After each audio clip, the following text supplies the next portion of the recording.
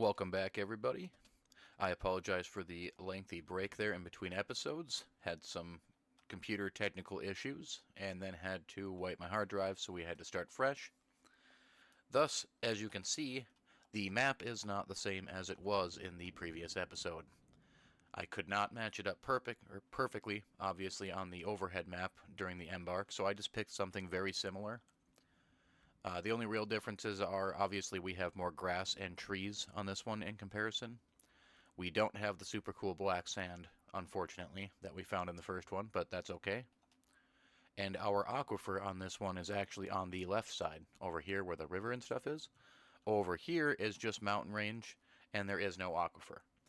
So otherwise, it will function basically the exact same as the first one. And I did attempt to put us back basically at the exact same spot as where we left off after episode 1. I've got the singular chair built here for our office space. I have our river dug out here, and I've set our fishing and our water drinking spots right there. We have our animal pen. I've got our crafting stations and our storage all set up over here. Our trading depot is here, and we're getting some stairs built to go mining down into the mountain just like we did. Now, our first step for this episode will be to get a area set up for all of our dwarves to sleep, eat, drink, and socialize in. And that will all be done here within this room. For socialization, food, and drinking, you can build a simple inn or tavern, and that basically allows your dwarves to get drunk, to eat any food, and then the socialization, they'll actually like stand around and talk or dance if they're super happy. You can put instruments and things in there and entertain your dwarves with music, singing, all kinds of cool stuff. So what we're going to do right now is the last thing we had done was setting up the office space here for our noble dwarf, and that was so we can start using our work orders.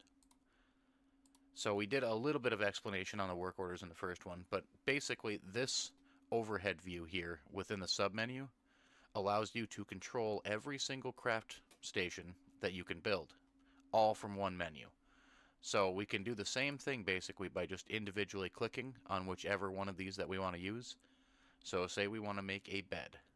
We would go to the carpenter's workshop, and you can either build a singular bed right here under tasks, or you can go to the work order screen, and you can choose how many beds. We did a simple explanation on how this worked last episode as well. And this will continue to do so until this work order has been met, or all your stipulations have been met if you added additional ones. This menu inside the noble screen, right in here, will allow us to do the same thing, but for every single craft station, all in one menu. Very handy. Now, the only real difference that you will probably notice is if you set a work order from this menu here. So we'll do the carpenter dwarf, just like we were doing there. And I put make beds here. You'll see on this menu, it clearly says we have make beds 10 of 10 set up. However, if we go back and click on the carpenter workshop, it will not show up here. This menu is separate from the overhead menu for the work orders. So this work orders controls all shops independent of themselves. If you want to do something individually per shop, then you just go around and click on each individual shop and set your work orders here. Otherwise, they function the same exact way. So not a huge deal. You can kind of pick and choose. I do like the regular work orders menu just because, as I stated, it gives you access to every workshop. But it can get awfully convoluted on this menu as well. If you're doing 60 different work orders, this screen will be all kinds of chaos. So it can be very hard to navigate and pick through. If you prefer things more organized, you can always do every individual station. It's not like you're going to have 1,000 crafting stations anyways. You'll probably only have maybe, you can have as minimal as one of each crafting station, and if you're really pushing with a larger population, you might have 3 or 4, something like that, of each. So it's still very manageable. That being said, I bring up the work orders because our next step is going to be getting everything built for our dwarves to eat, drink, sleep, all that good stuff. So the bed one that we just had set up here, we are going to do that. We're going to go to Carpenter Dwarf. We're going to make beds. We only have 7 population right now, but we will be getting a trade caravan by the end of this year, and we will likely also get some immigration going on, so we'll have some people moving in, some migrants. We're going to want to make just a few extra beds right out the gate. We probably will only get anywhere from like 3 to maybe 10 migrants coming in. I'm not even going to make 17. I'm just going to give us 15 total beds here. That's it. Once this is done, they make all 15, this work order will go away. And until we need more beds, that's totally fine. Now we want to do some tables and some chairs, and then we want to make some storage space for alcohol and a way for them to drink it. So the next step will be going down to, we're going to make everything out of stone that we can. Again, as I mentioned in the first episode, this one we would like to remain friends with the elves. They are going to demand that we reduce our wood industry down enough to where we only chop X number of trees a year. That number is usually fairly decent. They might ask for 20, but if you accept, they might move that number to 35 trees in a year, which is a lot of wood. Realistically, you really only need wood for beds. Everything else you can work around with other materials, so that's what we're going to do. We're going to go ahead and make some rock thrones. We're going to go ahead and make some rock tables. And we're going to make a couple of cabinets and a couple of coffers. Cabinets and coffers are cabinets like in your house cabinet, and coffer is a chest, a storage chest. The reason we are making these is because in the inn, you will want a place to be able to store your instruments, entertainment pieces, your cups and mugs that your dwarves will be drinking from. So just like in real life, if we don't have any place to store them, there will be no cups or mugs in the inn. When your dwarves go to drink, they will literally be scooping their ale or their mead or whatever out of a barrel with their bare hands and drinking out of that. We don't want that. Dwarves don't want that. We want our dwarves to be drunk, happy, dancing if possible, having good lives. So we're going to make sure that we have some mugs for them, as well as some jugs, which is what we would store the booze in. That way we don't have, or we have an area for us to make the booze that we are producing, storage it, and then our dwarves will actually come over to that with their mugs to fill it from. At some point we will designate an innkeeper, or a barkeeper basically, to that area, and he will actually fill and serve the alcohol, so we don't have to worry about our dwarves running back and forth all the time doing that. We needed coffers next. We're going to do 2 of them as well, and that is plenty. So we've got 10 tables and chairs, which is enough to seat all of our people. We've got our coffer and our cabinet, and we have 15 beds being made, so let's let them do that. And while they're doing that, we're actually going to set up a couple of zones here. So our dormitory, where our beds are going to go, let's put that here on the right side, and we're going to want to go something like that. Is plenty of space for their bedroom. Accept that. And for an inn or a tavern, you're going to need to use this option here, the meeting area. And what you do is fill it out just like we did with the bedroom over there. I'm actually going to extend this down a little bit though, because we want to have space for them to eat, drink, and have some free space for them to socialize. I'm also going to expand this over here, just like so. Perfect. Now this is going to be our inn. As you can see, there's already a bunch of dwarves over here socializing. In order to make this an inn instead of just a regular meeting area, you need to click on this little plus sign here, which is assign a new or existing location to this zone. When you click on it, you'll have a few different options here. You can do your guild hall, your temple, library, hospital, or the inn and tavern. Now the way that these work are, the temple is a place of worship, so you can put that down and your dwarves will have different deities that they would like to worship. You can choose specifics or leave it just general and put down like altars, and your dwarves will go there to socialize and to pray. Hospitals are pretty self-explanatory. Same with the library. The only really confusing part about libraries in this is you can actually create text yourselves. Now, I've never done this personally. I usually collect knowledge just because I like having a library. I like the idea of your dwarves being able to sit, relax, and read, educate themselves. But you can also actually take knowledge and write it down, and you can use that to trade. You can sell that knowledge off to other uh, civilizations around the map. Like I said, I've never done it myself, but if you want to look into something like that, that's something you can do with the library that adds just a little bit of extra depth. We just want the inn and tavern. Now, I'm going to pause this real quick just so I can kind of showcase how this works. Once you assigned this meeting area, we now have what is called the crystalline butter. That is our inn and tavern. If we go to this little magnifying glass down here, we get a little sub-menu that has some different options on it. So, goblets, those are our glasses.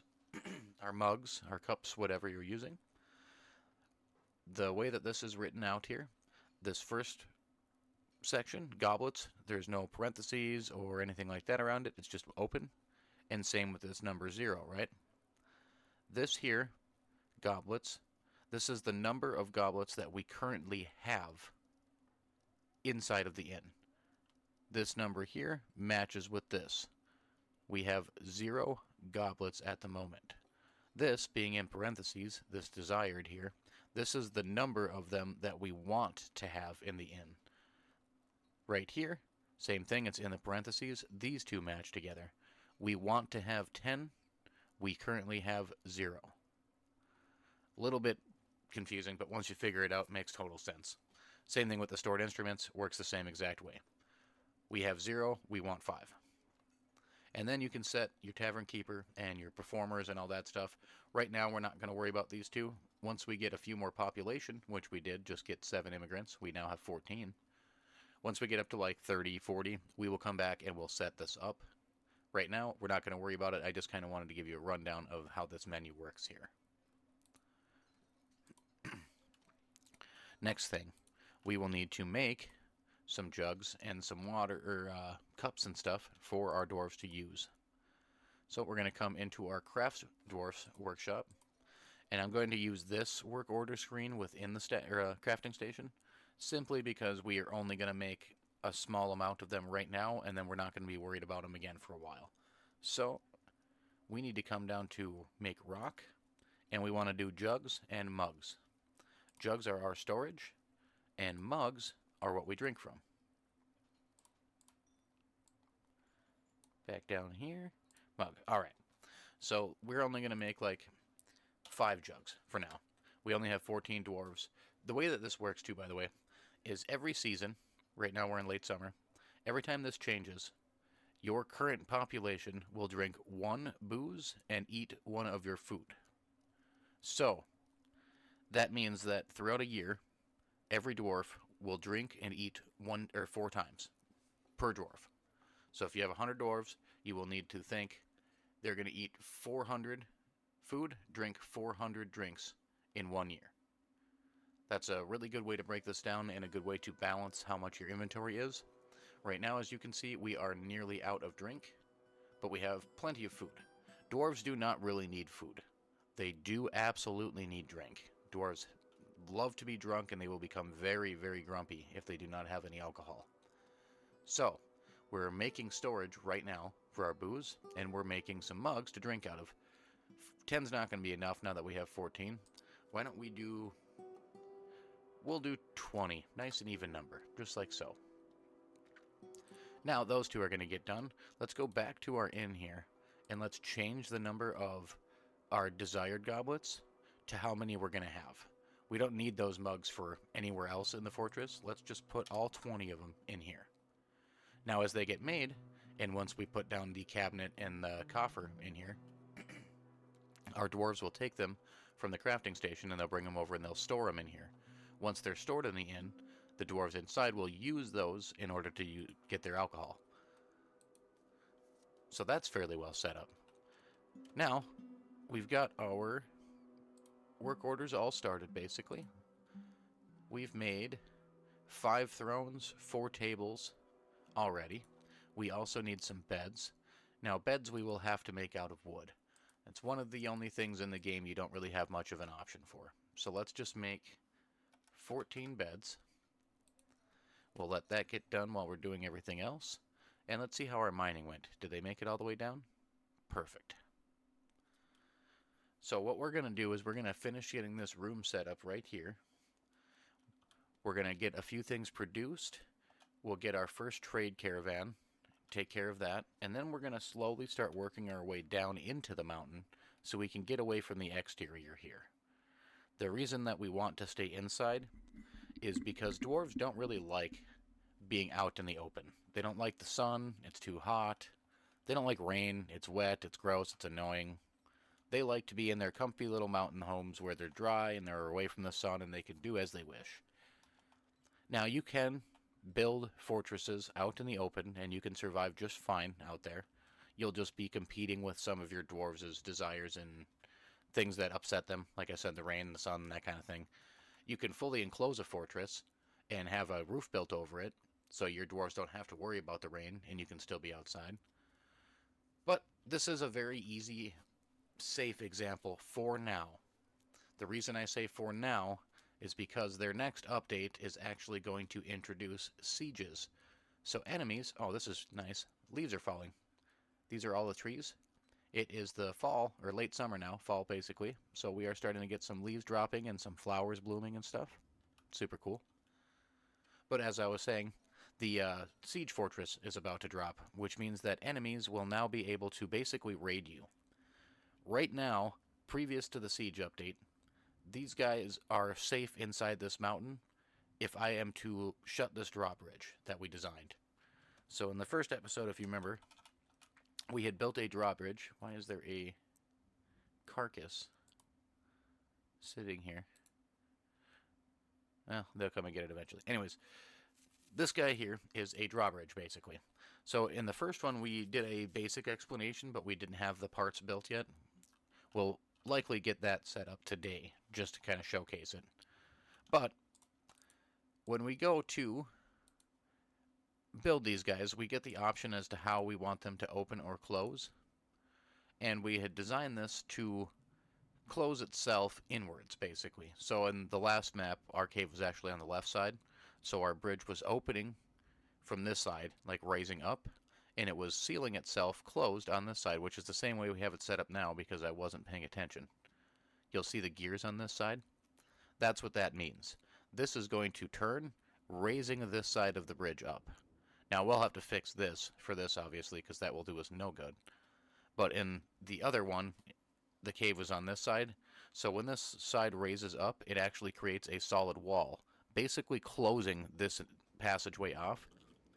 If you have all of your dwarves on this side when you seal that, they are basically invulnerable right now from exterior attacks.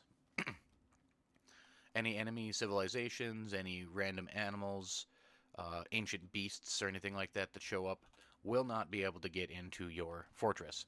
So you just basically would set up a burrow, which we did discuss a little bit in episode 1 as well, and you pick a spot safe within your fortress, assign all of your non-military dwarves to that burrow, and when you set off an alarm, all of those dwarves will run and hide in that area that you've designated as the burrow. You can flip a little lever to seal this thing up, send all your dwarves to that burrow, and then you can take all of your military dwarves and bring them up. You can set up a fortification, and then if you lower the bridge, if you want to be involved in the attack, you'll already have a military presence there. Or if you don't, you just leave this sealed, and eventually they'll just leave because they can't get into your fortress.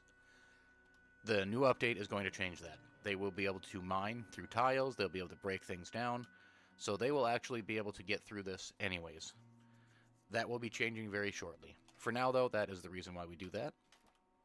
And yes, the exterior side dwarves don't like that, so eventually you do want to have it kind of set up to where everything is inside of your fortress build.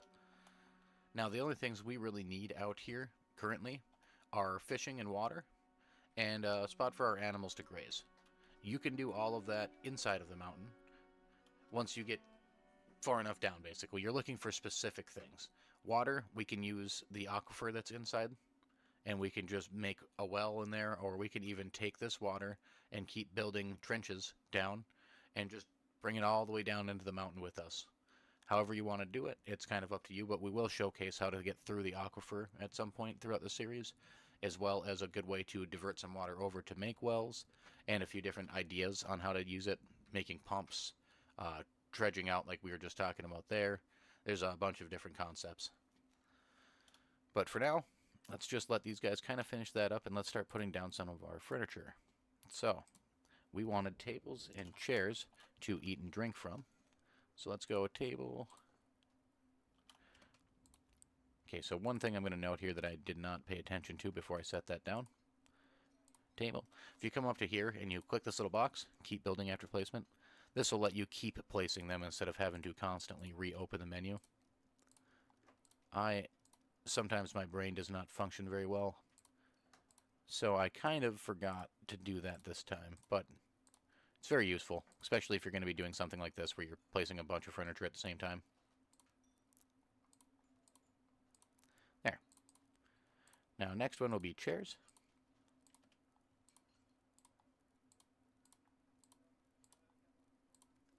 I also had a person in the last video comment asking that I made the mouse cursor larger so it's easier to see. I took that advice, and let me know if this is large enough to be seen easily.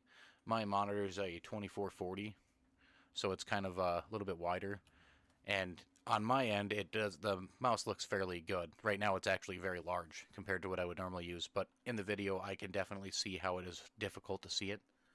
So let me know if this is sufficient. If not, I can always make it a little bit larger. Good suggestion too, by the way. Thank you for that comment. That was a very good idea. Alright, so now we have tables, chairs. We need to start making booze because we are now out of drink. So let's go to our still. We'll go to work order, and we're going to brew some drinks from plants. We got a bajillion plants out here. We can always gather tons of plants, but we want to change this. We want some stipulations on this guy. So as I had stated, our population right now is 14. They're going to drink one booze per every season, so that's 14 drink we need for all 4 seasons of 1 year. 14 and 4, you're talking 56 there, right? 16, 4, yep, 56. So we would need 56 booze or drink per year. Right now we're not very well set up as a fortress. We're still sitting on the surface. We will be working our way down and designing our actual fortress here shortly, so we don't need to go too crazy on this quite yet, but we need to have at least enough for them to maintain their drunkenness. They have to have at least one every season. So 56 in a year, that's a pretty good number. Why don't we do check. We'll do every month just to make sure that we have enough. And amount of drinks, we're going to set our stipulation to if we have less than 30 drinks, we are going to make 30 more drinks. So if we get down to 29 drinks, we'll pump out 30 more. That puts us at 59. That means at minimum we should always have at least 30 drinks, or close to it, within 14 range of 30. And as soon as we get to that point, within a month, they will check our current stock and then make us 30 more. That will always maintain us well above our population number. So that takes care of our booze need. Why don't we go ahead and gather some plants here just to make sure we have everything we need for booze. And our storage is very full, but that's okay. Again, we're going to be moving down very shortly. Our next step will be to set our beds down. Let's make a couple of rows here. That's 5. We'll go 6 across.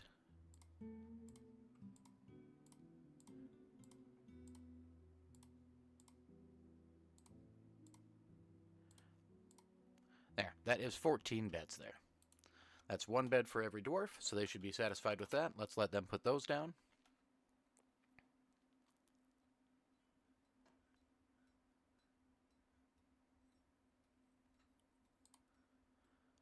We just got our caravan coming in, and I think this would be a good time to go over our notifications now. So now that we've got pretty much everything set up, you'll notice all of these tabs over here on the left side. So these are the current notifications of what's going on.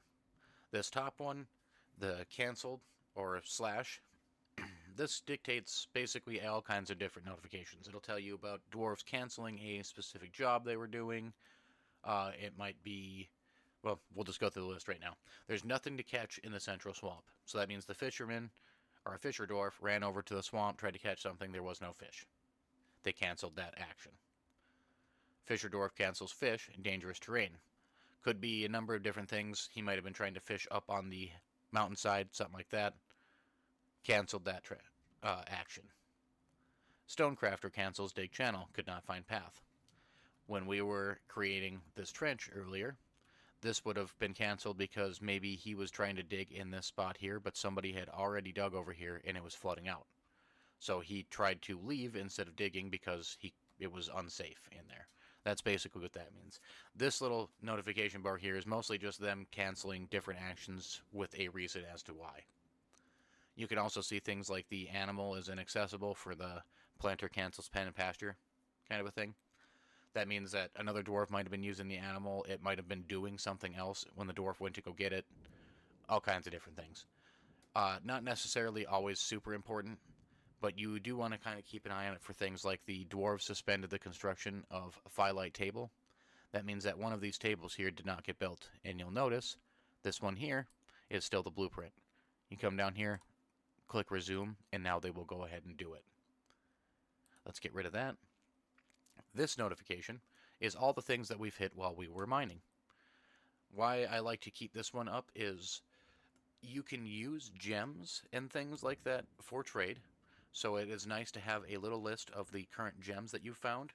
As you'll see over there, we've got pink garnet, we've got clear garnet, red pyrope, that kind of thing.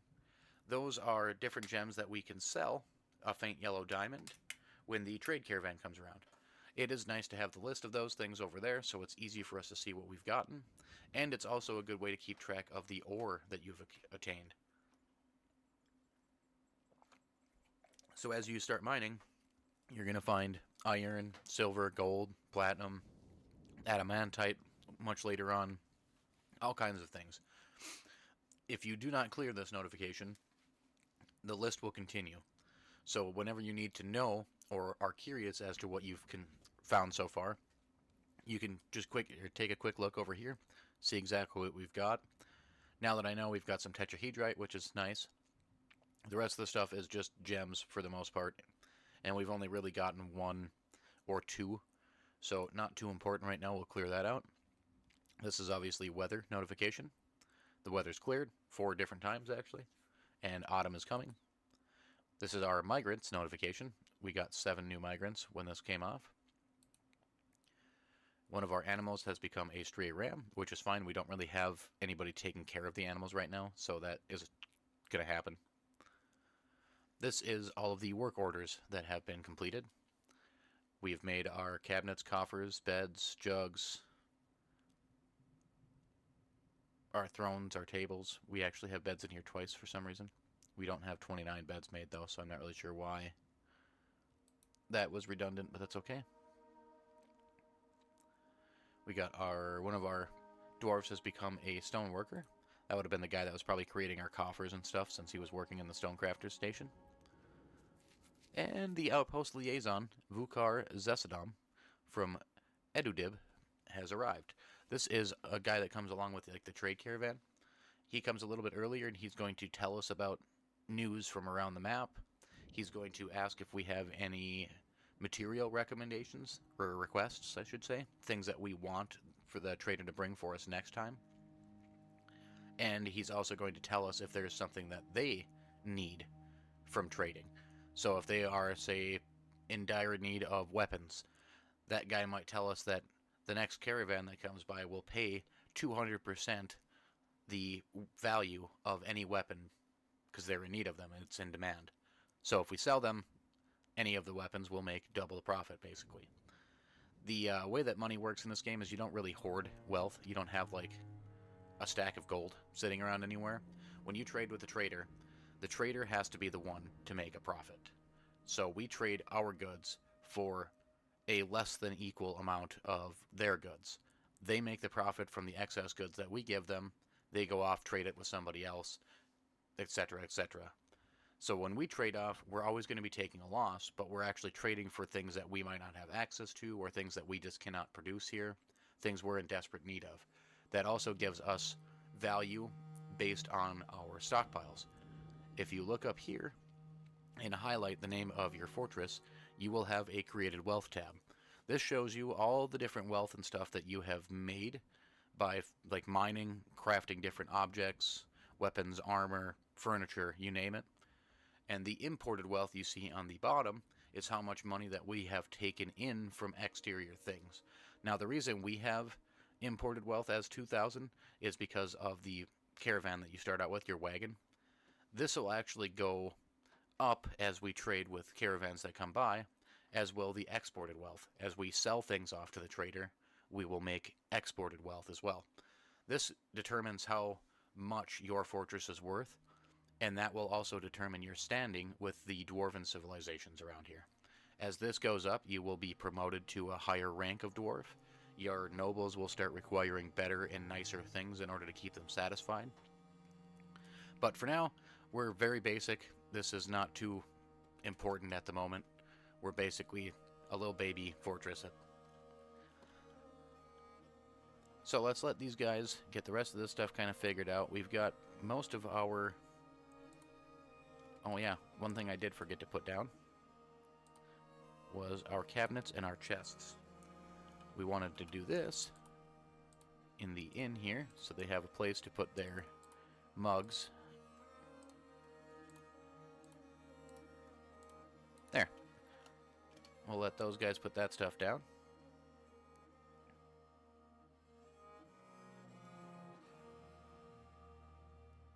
There.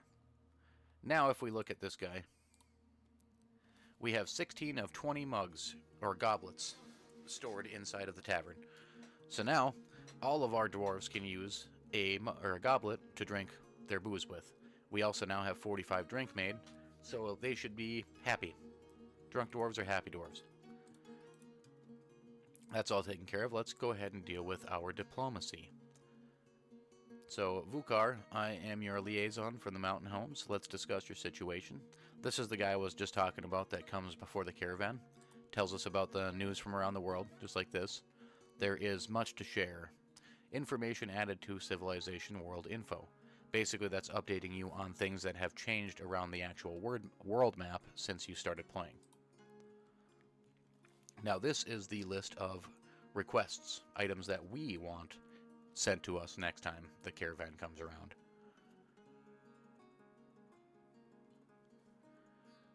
Let's see. We need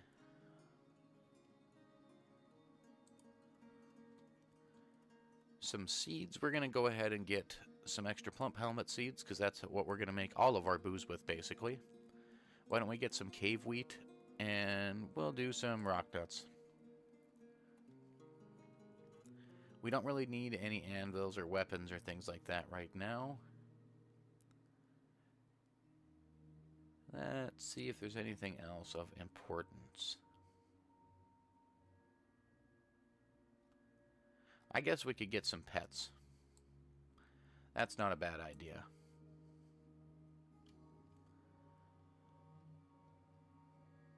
Right there. So we're going to get some animals that we can use for leather, food, different random resources, basically. We're going to want to get something that we can shave, so we can either get like wool from sheep or like fur from llamas or alpacas or something like that. And then we're going to want something that will produce easy food for us. Chickens or turkeys or something like that, where we can get eggs and we can also slaughter them when needed. You're also going to be wanting to have a fairly regular supply of animals to slaughter so you can produce soap using their tallow or the fat that comes from them. So you'll want to have something that you can kind of keep a regular population going. I like turkeys for that kind of a thing. Let's do alpacas, and we're going to do turkeys.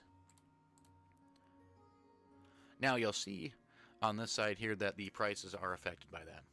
If you look at how much the price is going up, it's nearly double. When you request an item, you'll basically be paying twice as much for it, at least the first couple of times. This is also determined by your noble's abilities.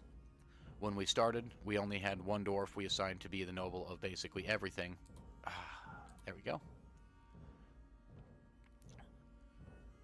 Alright, so in exchange for that, a need for metal bars and fish is expected. So if we produce metal bars, or if we sell them fish next time the caravan comes around, they'll pay us basically double, 190 to 196% more. Now, as I was saying, the nobles, we have Zos here doing everything, and right now he has some minor skills in a couple of these jobs, but the bookkeeper job he actually had no skills in. So the skills themselves determine how effective they are at things like keeping an exact count for your inventory, how well they make deals with trade caravans, like how much the caravan will offer us for our goods, how much they're going to charge us for theirs. All that kind of stuff is determined by the dwarf skills. So we're using a dwarf right now that has like no skills, therefore we're paying the most that we're basically going to pay, basically double for those trade items. Now that said, we do have a trade caravan here ready for us.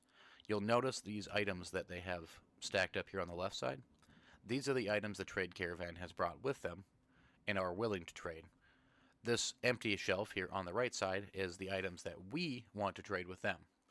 Now, we have not done much of anything. This is our first year, so we haven't really had time to produce a lot. We haven't really done much of anything other than building an area to survive in. So, we're kind of limited on our trade options.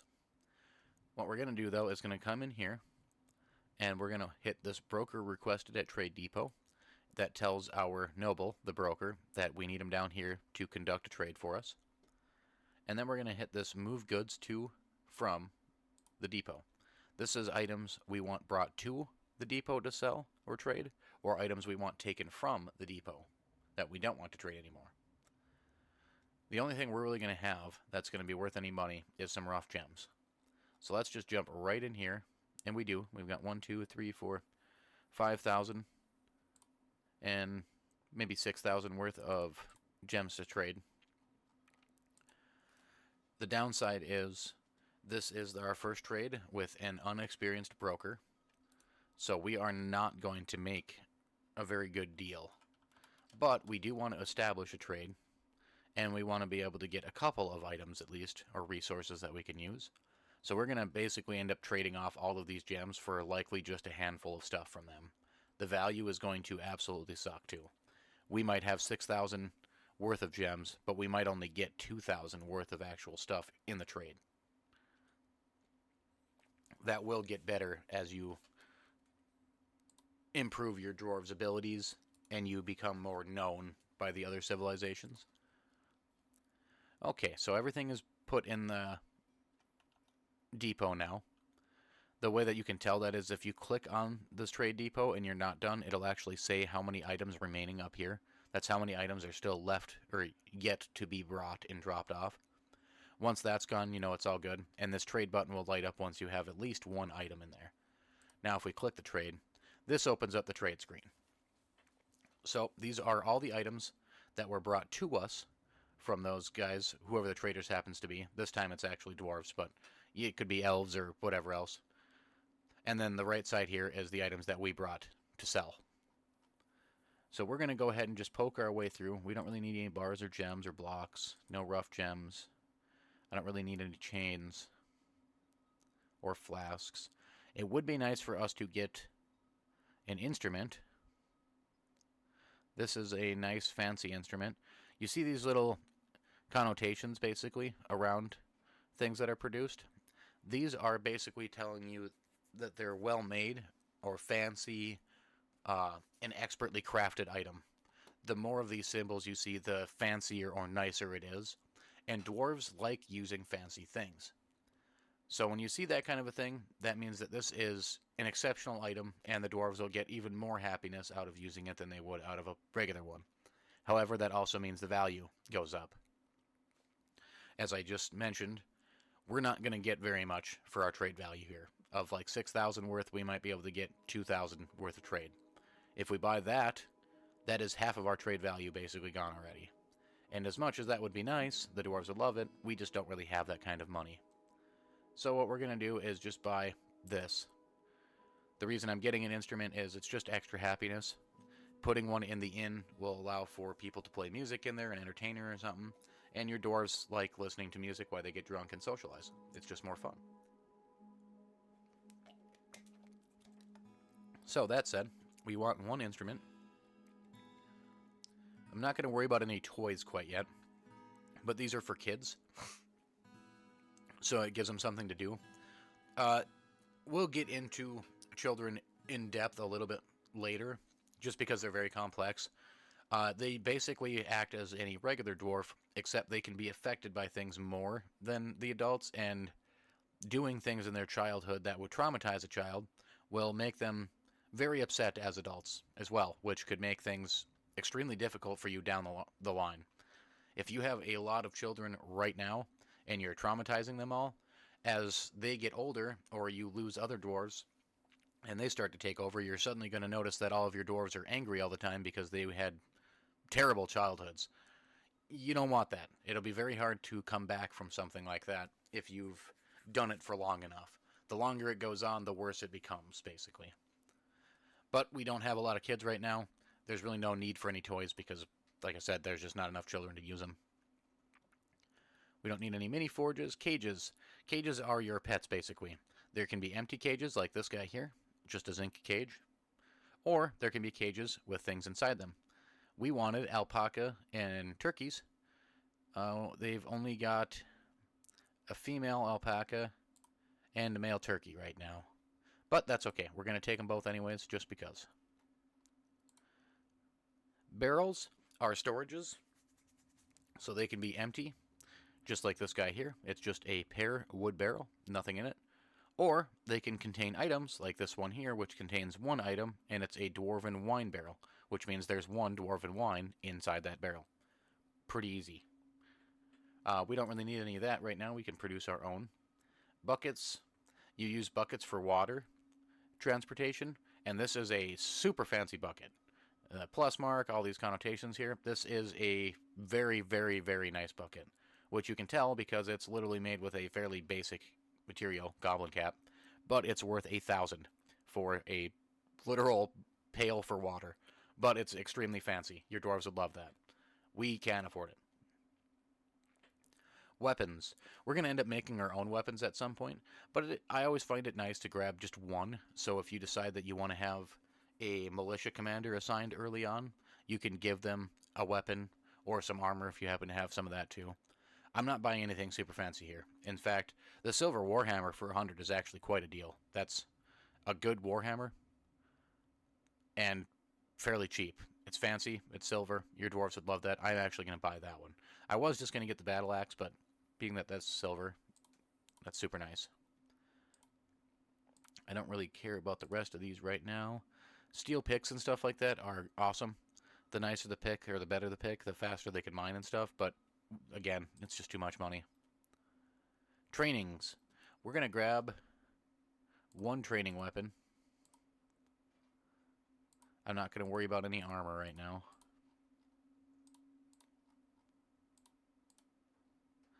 Bags are the same thing as like barrels. They can be just regular empty bags, pigtail bag, or they can contain items. Bags contain things like seeds and things like that, so they're very important. This guy here has 20 cave wheat seeds. We wanted some cave wheat. We're going to take that. Cloth bins. Same thing. They're storages that contain cloth. We're going to take just one cloth bin because I want to be able to make us our own bags and a couple of other things. Right now we don't really have any access to cloth at the moment until we get our alpacas and stuff going. Grab those. I don't really need crowns or gems or anything. You start with one anvil, so you do not need another. At some point, you may end up crafting more than one smelting station or smithing station, and you may want additional anvils, or you might want a fancier anvil, like a steel one instead of iron. No worries about that. These guys will pretty much bring anvils fairly regularly, and you can always request them. For the first time around, don't bother. You do not need it. You already have one. Meats we don't need. Fish we don't need. Plants, it depends. We are going to make booze with our plump helmets, and we do have a lot of seeds, but right now we haven't started farming yet. So I'm going to just buy these just for having extra. Why not? Leaves and fruits and things like that we don't need. There's a bajillion of them out here. Thread, we don't really need much. I'm just going to buy a couple of thread just in case there's something random that we come across. No backpacks, no quivers, things like that. Giant axe blades and things like that, these are for traps. I will get into that a little bit later. We're not going to buy one just yet, but like the next caravan, we will probably buy one just so I can kind of show how they work. Splints and crutches. These are for your hospital. Until we start actually building the fortress, we're not going to be too concerned, but these are also important.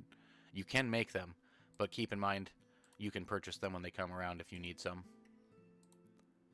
And that looks like pretty much it. So we're only buying 934 value from him. We're going to put... That's 3,000 value. And this is red.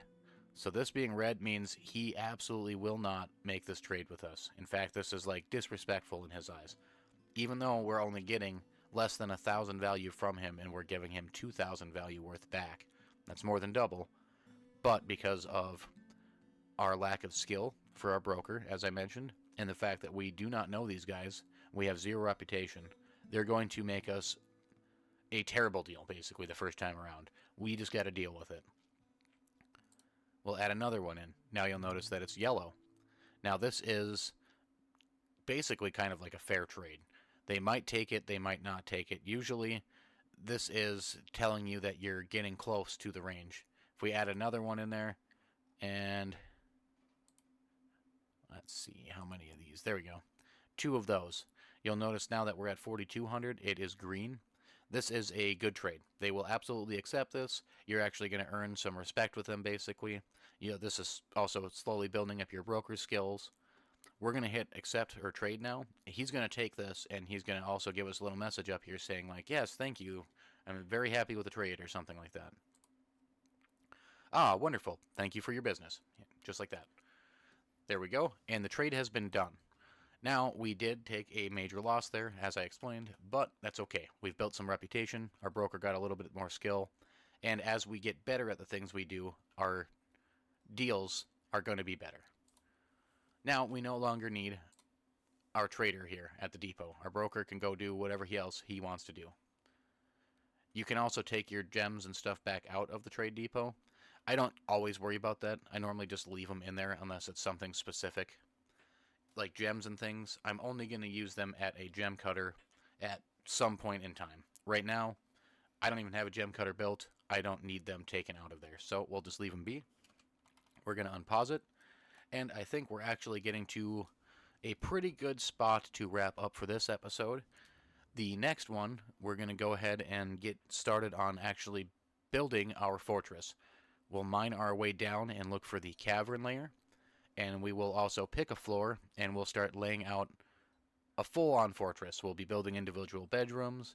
We'll build an individual inn and tavern, like a large one that they can party around in. We'll build individual areas for crafting stations and storages and all that. We'll get far more involved in the actual fortress life at that point. This episode, though, we did cover quite a bit. I feel like we've made a lot of solid progress. We've gotten everything set up. I do want to apologize again for the delay. I know it took a long time for this video to come out. The Windows 24H2 update really did a number on my computer. Catastrophic, basically. Like I said, I ended up having to format my hard drive, wipe everything out. I had to actually disassemble my computer and rebuild it from scratch. And as I was rebuilding it, I had to put in just like the basics, get everything installed, updated all my drivers going, piece by piece. Now that I've gotten it installed, Windows 25H2, skipping over 24H2, everything seems like it's functioning fine. But I did lose all of my save data, hence the delay. I ended up having to create a new map, and this is actually the second new map I created. The first one I went to record, and I realized after the fact that I had not redone all of my sound settings, so my microphone audio was horrific. And when I went to edit the video, there was just no way for me to salvage it. It sounded awful. So I ended up having to postpone yet again and re record today. But now my audio settings should be correct. This should sound significantly better. And I'm happy to be back at it. I hope this video was useful to you.